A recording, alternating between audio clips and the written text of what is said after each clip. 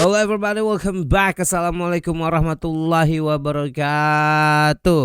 Apa kabar teman-teman? Semoga sehat selalu ya, lancar rezekinya, amin, amin, amin. Dan yang penting sehat. Karena hari ini saya agak kurang fit. Nggak tahu nih, mulai dari lebaran pertama tuh udah mulai kurang enak gitu tenggorokannya. Sampai hari ini akhirnya saya batuk-batuk, agak sedikit pilek juga. Dan jadi bawaannya tuh lemes terus, pengennya tidur terus.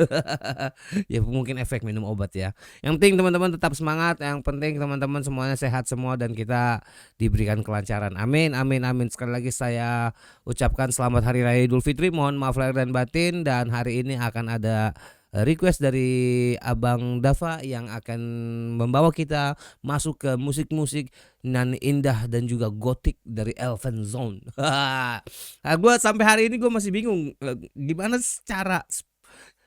gimana cara menyebut Elven Zone dengan benar. Elven Zone ya, pokoknya itulah ya. Akan ada 3 lagu yang akan kita angkat hari ini. Dan ini menarik banget ya. Elven Zone bukan sesuatu yang baru di reaction ini, karena ini adalah bukan sebuah project musik atau project band ya, atau project visual Jepang yang emang fokus tuh bikin musik yang selalu world building, punya atmosfer emosional. Jadi udahlah, langsung gak usah berbasa-basi, kita masuk aja ke lagu pertama. Lagu pertama kita ini judulnya adalah Scribe in Fire dari Elven Zone. Are you ready everybody? Let's go to the go.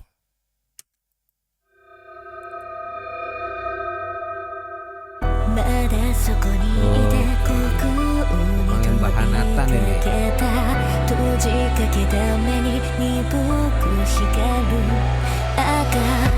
Ya kan? Kan? Dark kan? Dramatis. Alright. Bikin lagu ini punya kesan tragik.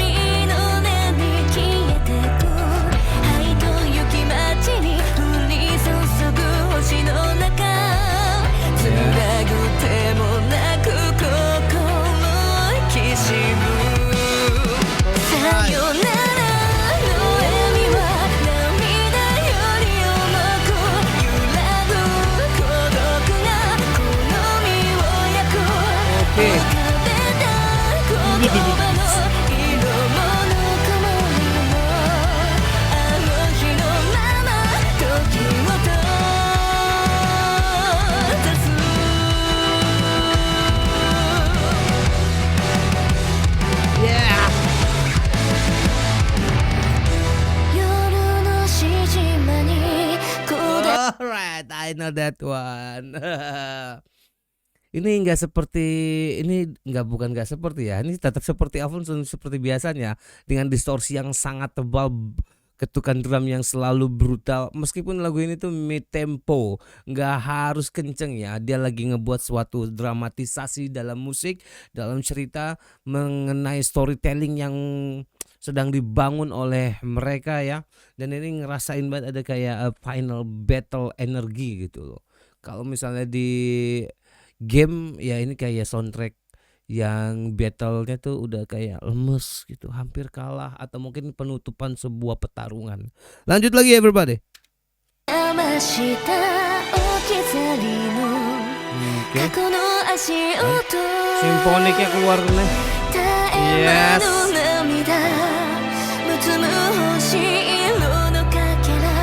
Oke.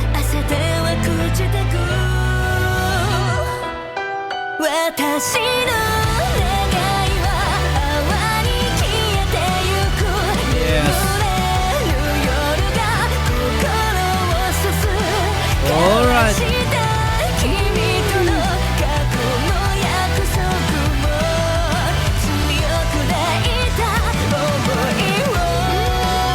Oh, masuk solo gitarnya lah.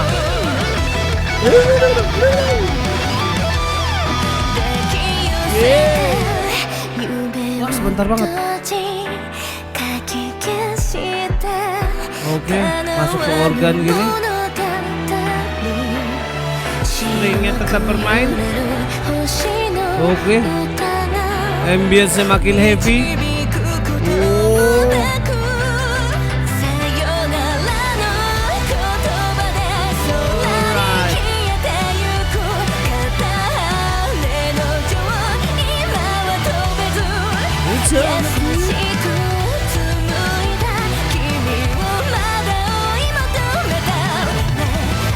Ya,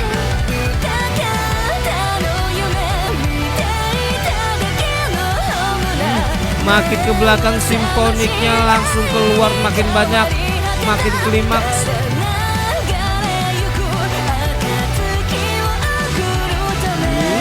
Bassnya juga nggak mau kalah.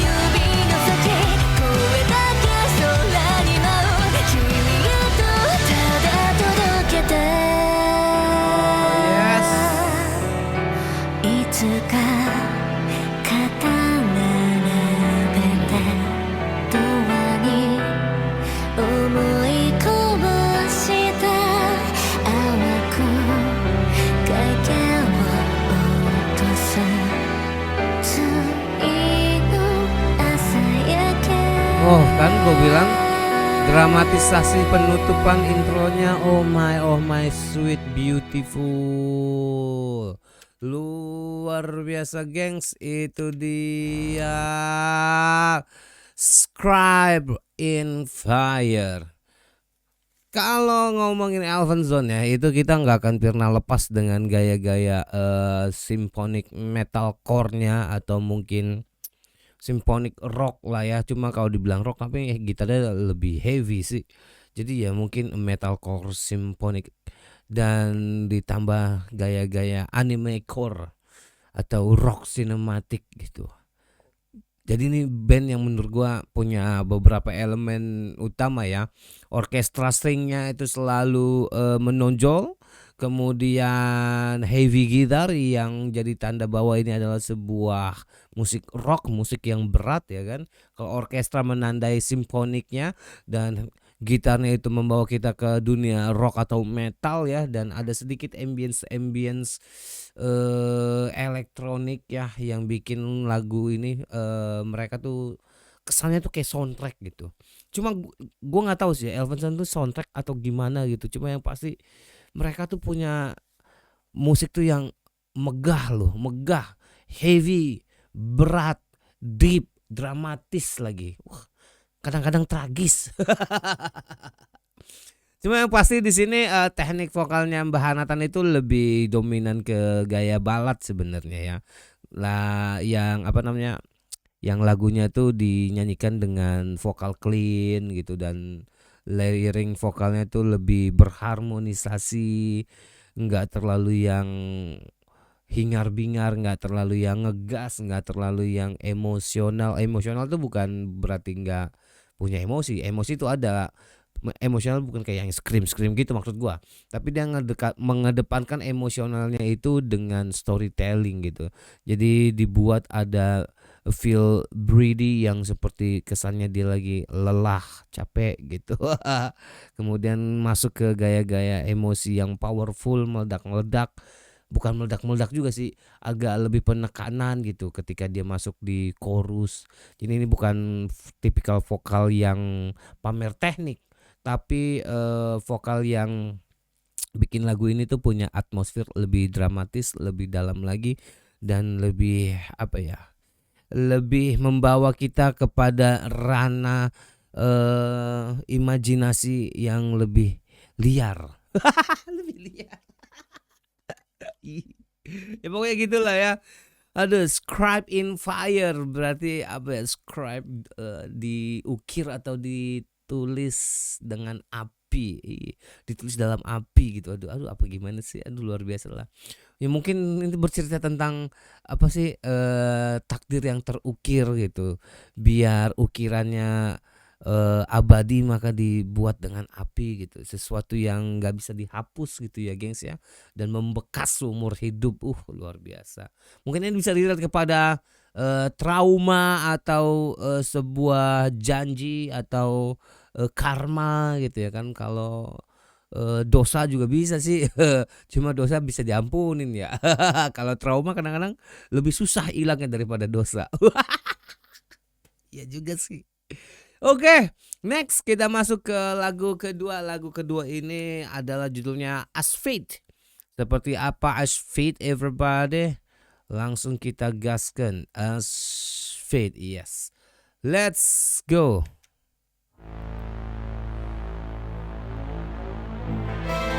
Oke.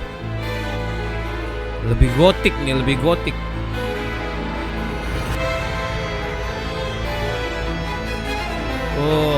Oh, rumit, simfonia rumit. Oh iya bener. Oke.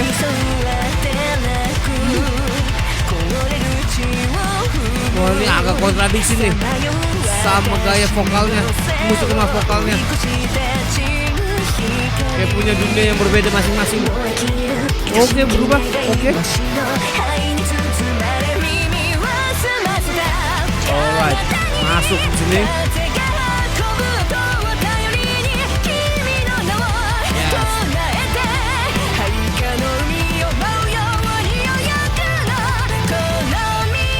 Oh, padat banget.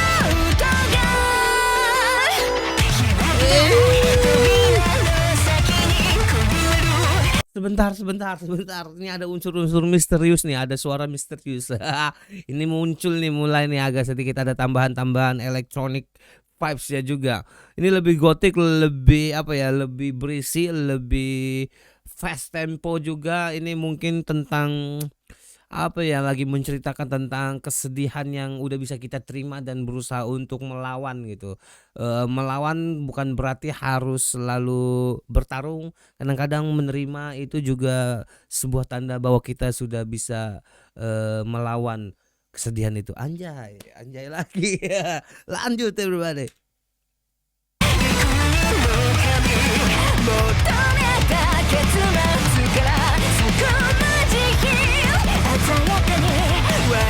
Oke.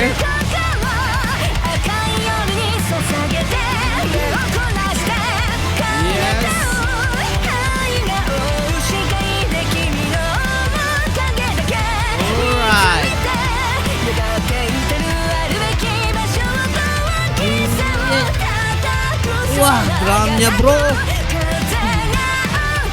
Yes.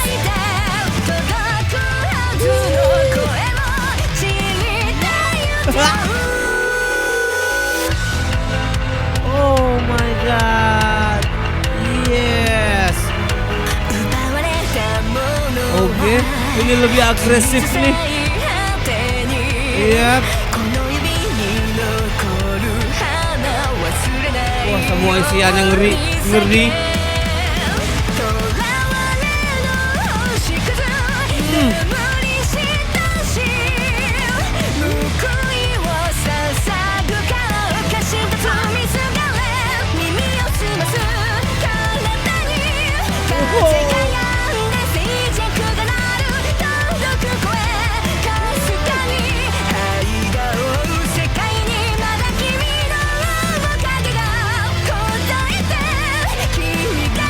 Rame banget bang.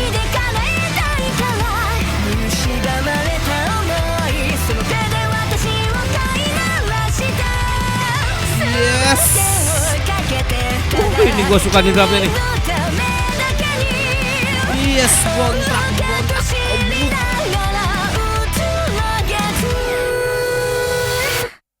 What the hell? What was that? Ini lebih mengerikan, gengs. Ini lebih agresif. Ini lebih brutal.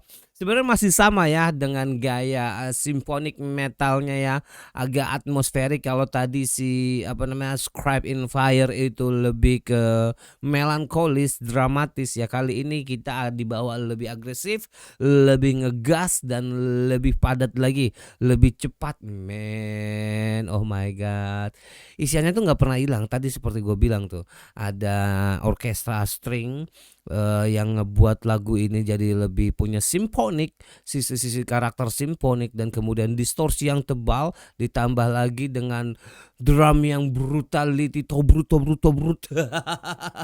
Ini bikin suasana metalnya tuh lebih berasa. Cuma di awal tuh tadi gua ngerasa vibes-nya agak lebih gotik, agak lebih misterius. Jadi ini punya ada sedikit perbedaan lah di depannya itu ya. Di depannya tuh gua ngerasa kayak kontradiksi tuh. Gimana ya, antara vokal sama musik tuh kayak berlawanan. Ya vokalnya sebenarnya kan halus, dia selalu pakai gaya yang soft control, terus kemudian pakai head voice, airy, lebih ke clean vokal, gaya-gaya ya Japanese pop lah. Tapi di sini mungkin si Hanatanya juga bisa ngebawa agak sedikit powerful ya, lebih sedikit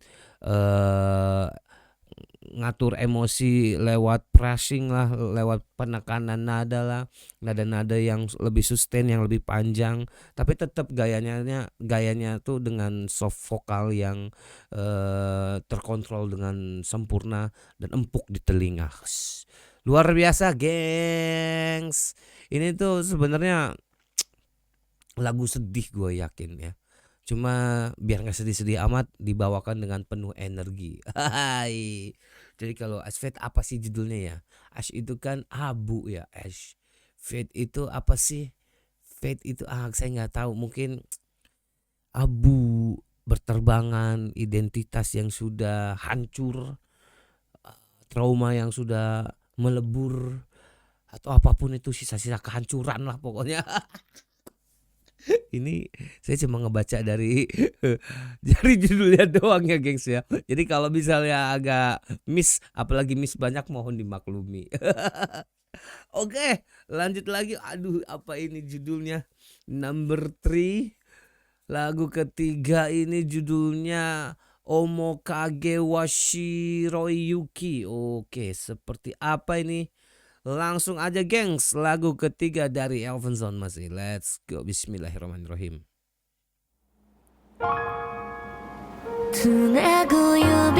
Oke, lebih adem nih kayaknya nih.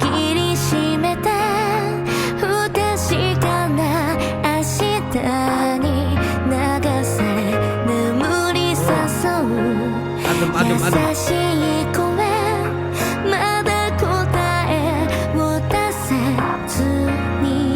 Lebih dingin rasanya. Oke.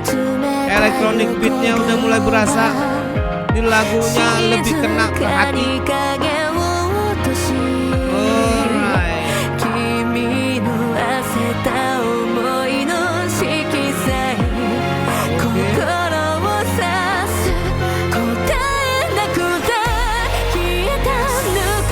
Yes, dikasih istirahat.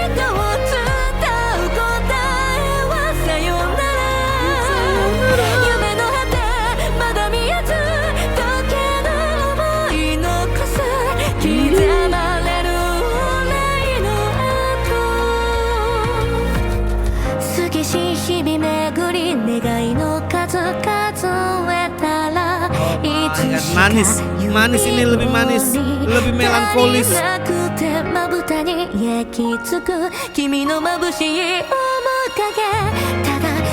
my god, build-nya lebih sinematik tanpa distorsi.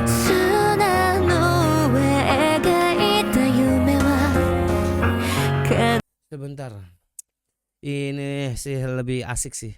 Lebih ya sejauh ini saya nggak tahu apakah di belakang ada perubahan lagi ya, kadang-kadang suka ada kejutan juga. Cuma di awal ini tuh, dari awal sampai detik kesini ya, ini tuh kayak ngerasa lagu nostalgia gitu loh, lagu yang penuh rasa emosi yang dibawa kita tuh untuk lebih sedih lagi. Keren, manis loh, enak loh ini beda loh, nggak ada distorsinya ini.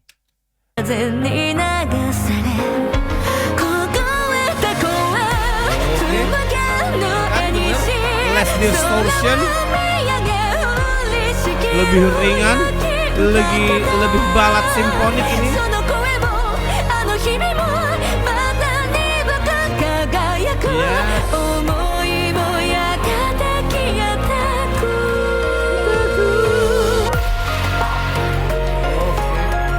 Oke.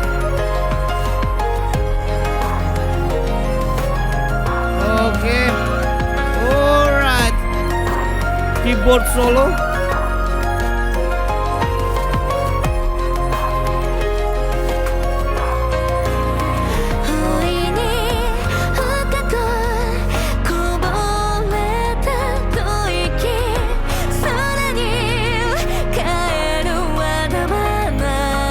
Yes. Kosong lagi. Naik lagi.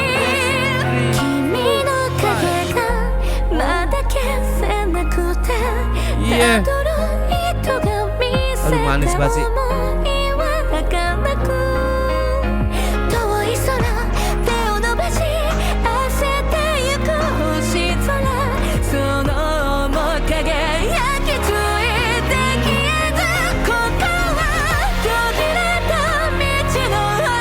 Oh megah kali gengs.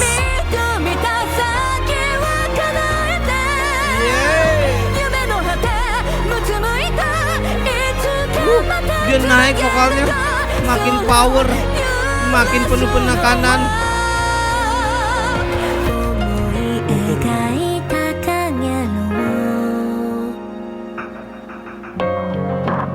Wah ini kaya sih, musiknya ini kaya sih.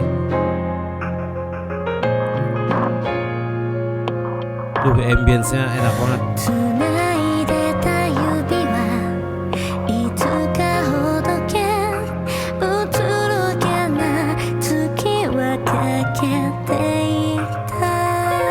Oh yes, sudah sih ini jelas sih.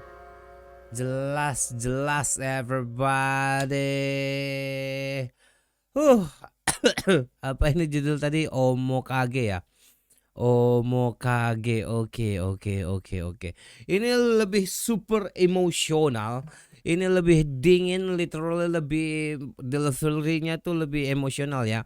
Musiknya sebenarnya nggak terlalu padat, nggak terlalu ramai, dibuat agak lebih minimalis. Mungkin ingin mengedepankan storytelling dari ceritanya ya. Ini ada rasa-rasa sedihnya, ada rasa-rasa uplifting emosinya gitu ya. Ini bisa dibilang mungkin lebih tepat sebagai ballad cinematic karena kita ngelihat Elvenson kali ini benar-benar less agresif, less distortion, lebih kepada bikin lagu yang ngebawa kita kena di hati gitu ya. Jadi lebih ringan dan lebih piano, lebih ambience karena ritme utamanya dibentuk dari piano. Wah ini mantap sih.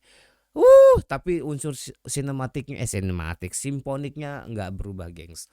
Ini ketika Hanatan bernyanyi dengan fokus emotional delivery yang bikin kita tuh ingin terbawa kepada emosi atau cerita yang sedang ia sampaikan ya, dengan gaya apa sih, vokal yang halus, sekali lagi vibrato yang tipis-tipis seperti ada penekanan, kemudian banyak sustain panjang nyanyinya, nada yang dipanjangin gitu ya.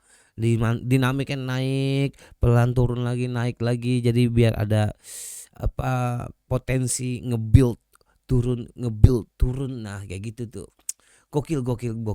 Ini beda ini sangat beda. Biasanya Elvenson gue selalu denger yang dar ngik. Kali ini tang ting tung, jangan lupa berhitung apa dah. Oh my god. Ini mungkin tentang lagu tentang apa ya? Ya pokoknya lagu kesedihan sih.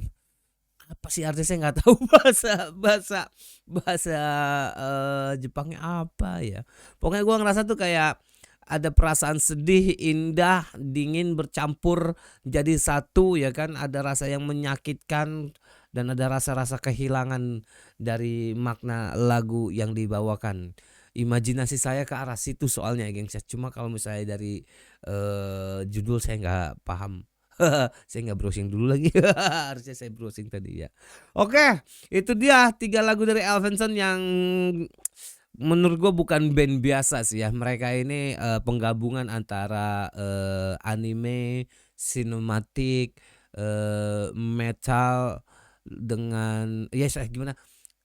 Anime dengan gaya sinematik, simfonik yang dibungkus dengan metal roots. tapi nggak selalu metal roots sih. Aduh batuk lagi. Dan mereka tuh punya pola yang umum ya menurut gua.